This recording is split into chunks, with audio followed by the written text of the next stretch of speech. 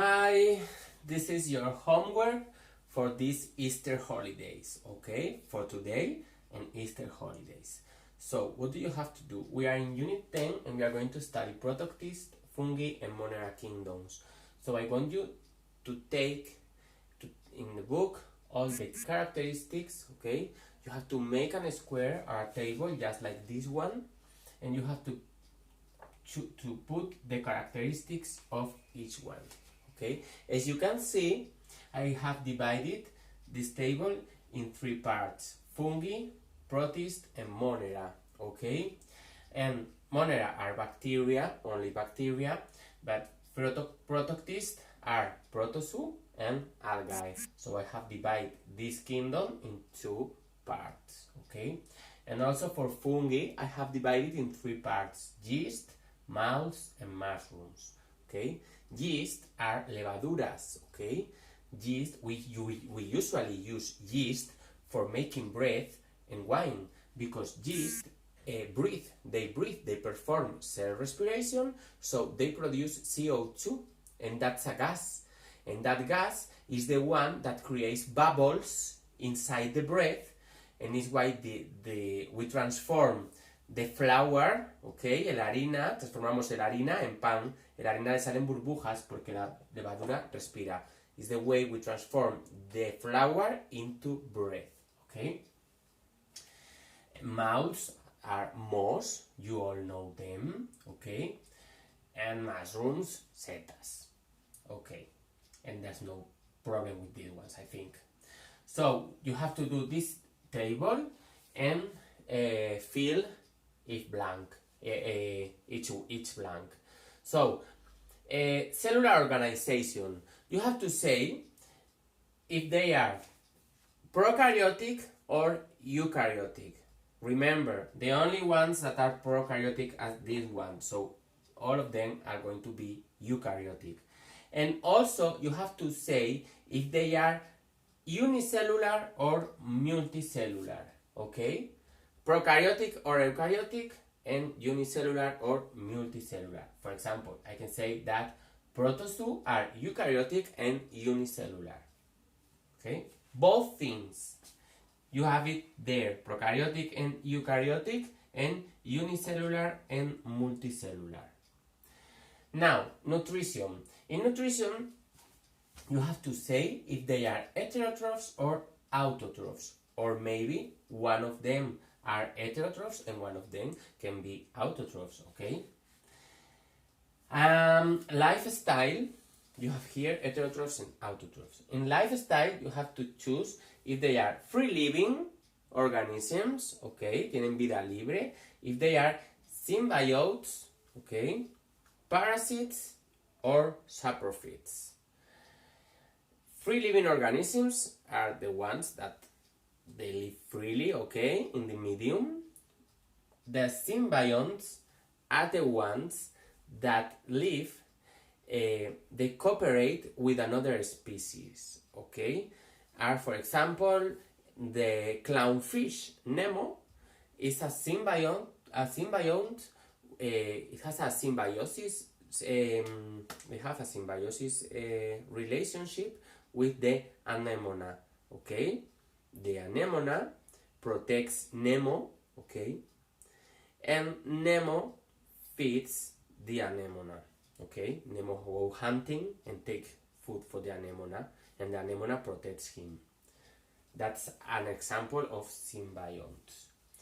Parasites are the ones that live because of another organisms, okay? They take benefit of another organism, okay?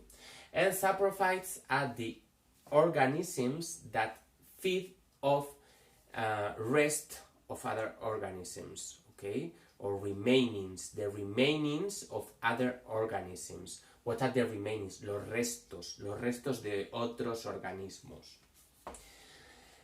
Okay, that's lifestyle. And reproduction, you have to say if it's sexual or asexual, and also if they use spores, okay? Because they can have sexual and asexual, both of them, and they can reproduce by spores, okay? You have to say these three things. Reproduction and examples. You have to write examples of organisms. But I want you to write examples of organisms you know, okay? And if you don't know any organisms of one of the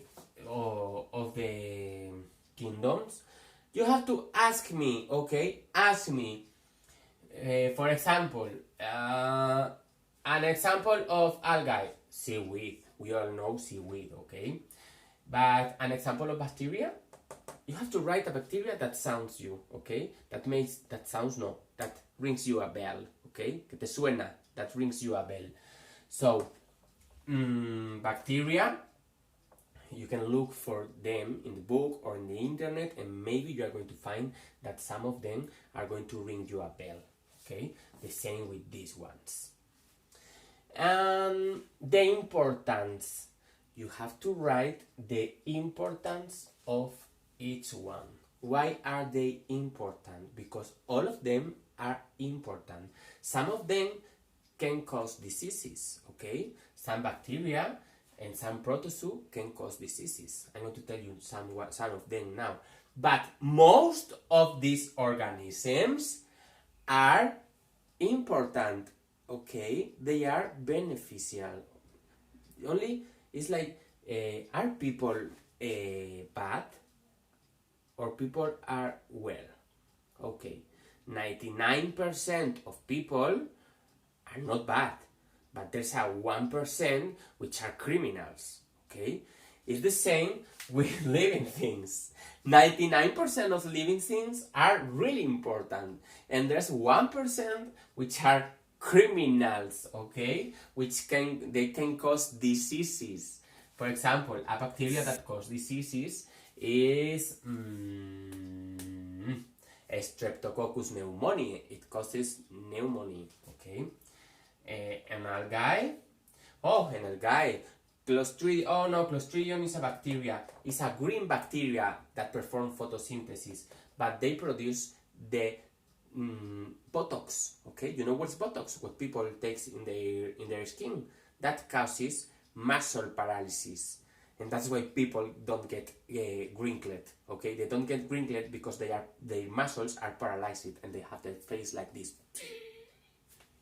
okay? But if you take that bacteria, if you drink water with that bacteria, you will die of muscle paralysis. And protozoa.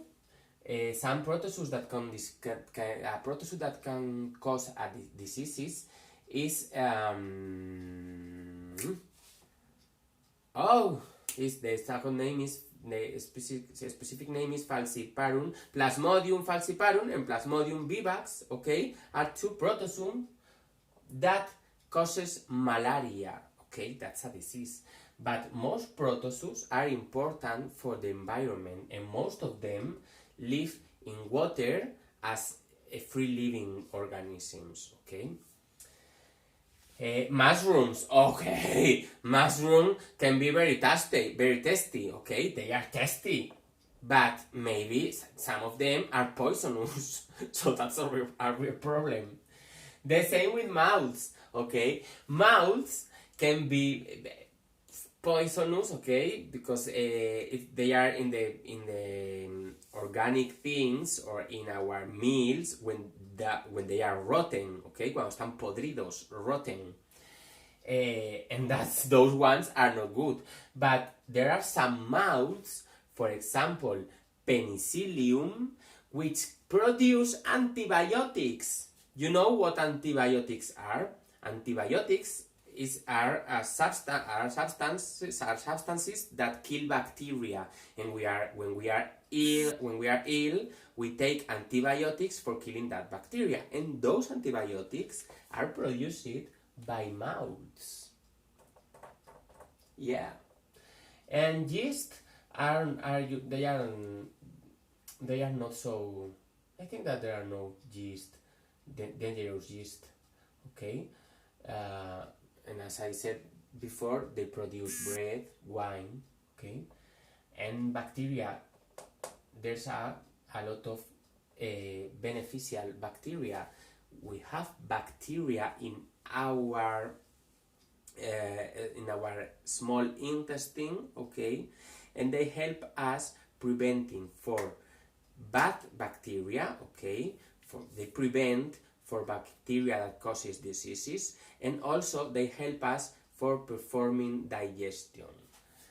And so more of the you have to take notes of what I say and here, okay, and it's important, and you have to pay attention for everything. You know that? Yeah. And after doing the table, I want you to do this glossary, okay? You have to write these words and define them, okay? You have to define them, write the meaning, and here are ligands, okay? But this you don't have to define. Just leave them at the bottom of the list, okay? And in another class, I'm going to talk you about ligands, okay? So that's all for today. I hope you enjoy your Easter holidays.